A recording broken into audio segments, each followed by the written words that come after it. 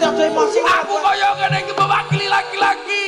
Padahal wong lanang iku kudune maksamu wong lanang gampang stres. Lah mongone bojomu ser mancing, budal mancing ora apa-apa. Sing penting nyambut gawene tetep sregep. Apane mancing lho sampe ra iso jangkrik. Sabar, Bos. Menengo. Aku ora kena suwe masamu.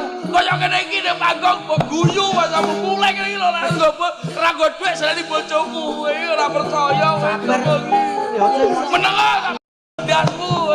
Iki aku ngomong ngene iki loro ati masamu loro.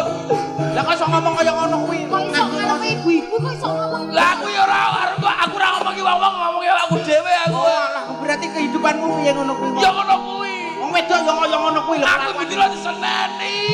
Lah yo wong wedok yo menang-menangan rumah samu kowe menang dhewe ngono apa piye? Sing duwe donya kowe ngono apa piye? Wong lanang iku yo ngergawe kanggo awakmu, kanggo keluargamu. Ngene iki arep metu